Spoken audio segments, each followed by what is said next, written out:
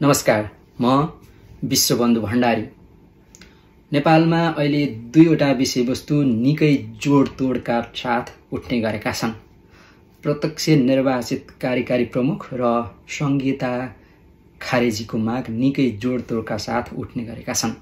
यसै विषयमा केन्द्रित रहेर नेपाल बाहेक अन्य देशहरूमा यस्तो व्यवस्था शासन प्रणाली भएका देशहरूमा के कस्तो अवस्था रहेछ त भनेर मैले केही अध्ययन गर्ने जमर्को गरेको थिएँ र केही जानकारीहरू म तपाईहरुलाई प्रस्तुत गर्दैछु।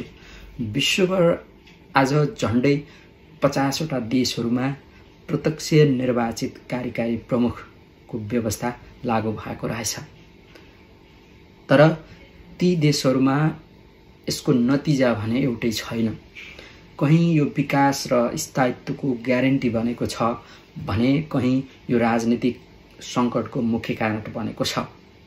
यसको मुख्य समस्या भनेकै निर्वाचन प्रक्रियागत रूपमा भए पनि लोकतान्त्रिक भए पनि सत्ता सेना वा पार्टीको नियन्त्रणमा भएका कारणले गर्दाखेरि राष्ट्रपतीय शासन प्रणाली भए पनि असफल देश बनेका धेरै उदाहरणहरू रहेछन्।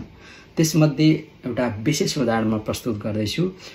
विश्वका सबैभन्दा 10 गरिब राष्ट्रहरू बुरुन्डी, दक्षिण सुडान, मलावी, मध्य अफ्रिकी गणराज्य, मोजाम्बिक, नाइजर, कङ्गो, लाइबेरिया, मादागास्कर र सिएरा लियोन, यी 10 वटा राष्ट्रहरूमा 8 वटा राष्ट्रहरूमा भने त्यहाँको राष्ट्रप्रमुख प्रत्यक्ष जनताबाट निर्वाचित हुँदो रहेछ र 2 वटा राष्ट्रहरू नाइजर र मादागास्करमा भने कार्यकारी प्रमुख प्रत्यक्ष निर्वाचित भए पनि प्रधानमन्त्री भने संसदबाट निर्वाचित हुने व्यवस्था रहेछ।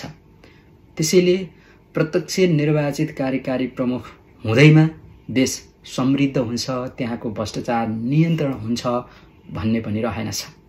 यो एउटा विश्वको उदाहरण हो। के प्रत्यक्ष निर्वाचित कार्यकारी प्रमुख भएकै कारण देश गरिब भएको हो त? त्यो पनि त होइन रहेछ। किनकि संसारकै सबैभन्दा नम्बर 1 अर्थतन्त्रमा नम्बर 1 भएको भनिएको अमेरिका जस्तो देशमा त्यहाँको राष्ट्रप्रमुख प्रत्यक्ष निर्वाचित हुन्छन्।